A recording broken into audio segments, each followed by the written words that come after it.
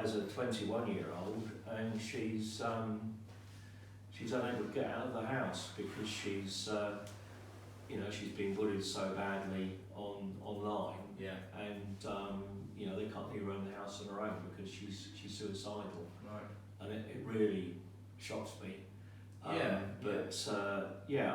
think that the more physical activity that kids do, the better, because it gets your adrenaline going and it helps them to socialise with other children, and I think the team thing is really good too, because working in a team is important throughout your life. Yeah.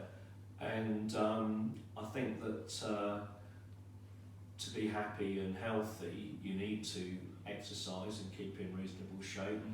And I think that the fact that Alicia really seems to want to do everything she possibly can to do with sport. She attends all of the after-school clubs. If ever I'm going anywhere, she always wants to come with me, and she gets fed up watching me. She wants to play as well, which is a bit tough when you've got sort of big guys, that she might bump into and injure herself. But with regard to social media and video games, I'm nothing against video games or social media, because I think they can be used advantageously. But I think that it's a very easy babysitter, and I think that kids, they tend to spend far too much time on screens because it's easy and it's fun, and the problem is they don't communicate. And I think that we're going to have big problems in this country if we don't control it in some way, because I think that we're going to get kids that aren't able to communicate. And I think also we're going to get damaged kids, because I think that these days there's so much pressure on children to look pretty and to be the right shape. Yeah. And if you don't conform to that, you can feel that there's something wrong with you. Yeah. And I think that all of the role models, if you look at any of these programs they watch, 9 times out of 10, all the girls are very pretty and they're very well proportioned, and the boys are athletic and good looking. Yeah. And obviously they've got these impossible standards, and I think it's really quite worrying. And I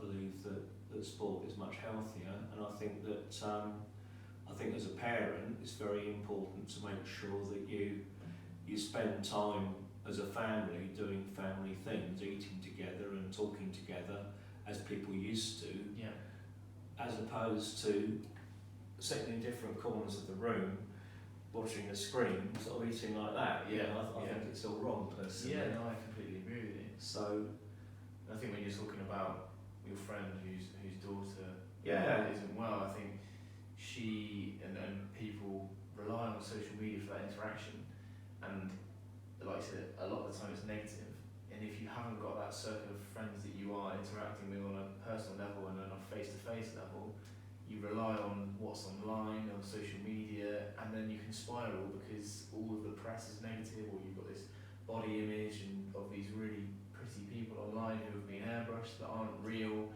Exactly. She is a lovely girl. She's got fantastic parents, very caring parents. She's an only child, but she is very overweight, and I think because she's depressed, she probably becomes more overweight because she's eating for comfort, and so she can't win really. And she's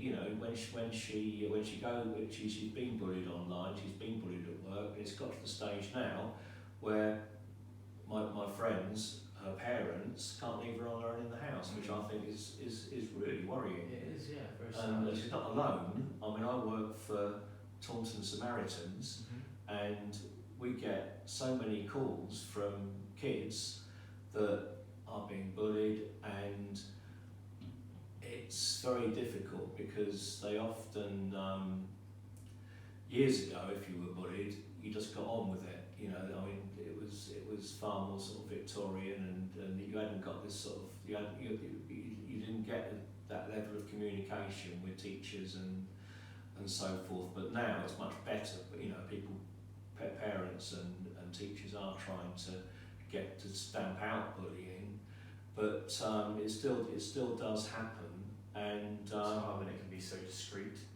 Yeah, it still goes on, and as I say, I think social media encourages it, because it's very easy to say something online when no one's going to say anything against it. Yeah. And so the more of this sort of thing that kids do with acting, sort of interactivity and working together as a team and doing things that and enjoying sport and and being competitive. I don't think there's anything wrong with being competitive at all. I think that I know it's probably better to play is probably more important than to win, but I think that it's good to be competitive. Yeah, I think there's a balance to be had, because yes, I mean, I've worked at football academies before, and it's about the development of the child, but equally, if you're not the best that you can be, you're not either going to make it as a pro footballer. And when you're in primary school, it's obviously a very enclosed environment, and children are graded, I'd say, nicely as they move through secondary school. And I taught at secondary school, and children weren't allowed to fail one of the courses that I taught on. And then they go into the real world, they have a job interview, and they don't get the job, and they're like, whoa, what's this about? It's the first time they failed. And like you said about social media and things, that's probably the first time most people have ever not succeeded at something that they've wanted to do, and they don't know how to deal with that.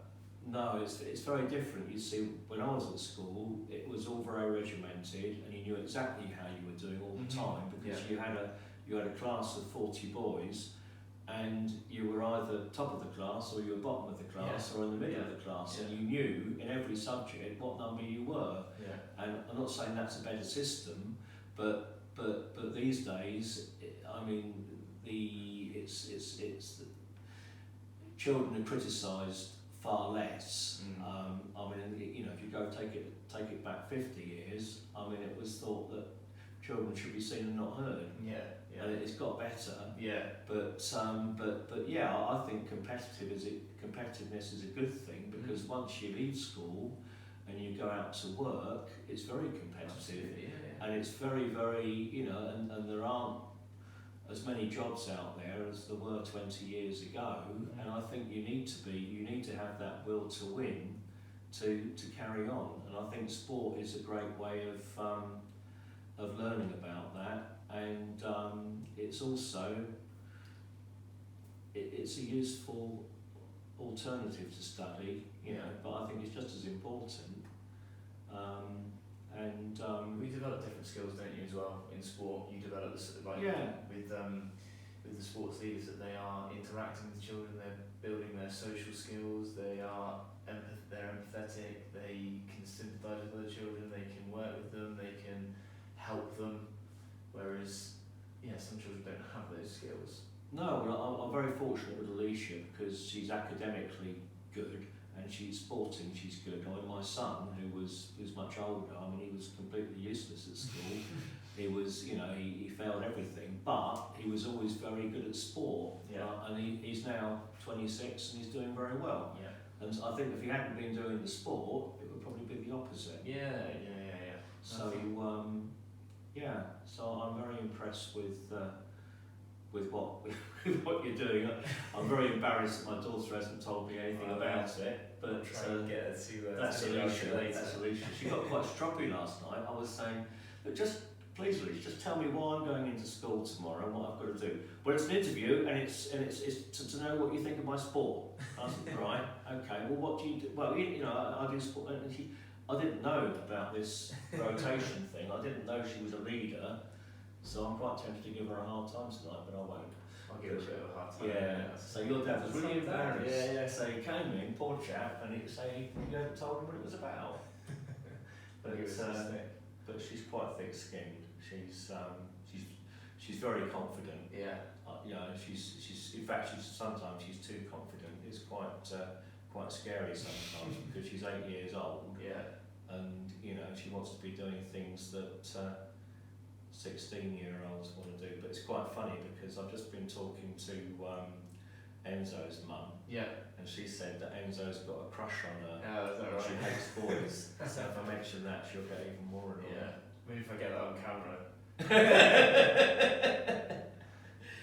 So is that enough information Perfect. for you? No, thank you very much. All right. I appreciate your time. Nice to meet you. Yeah, I and you. enjoyed that chat. Thank you very much. And Yeah, give her a I credit hope she tonight. continues to do well. I'm sure she will. Cheerio then. Yeah, Bye. thanks very much.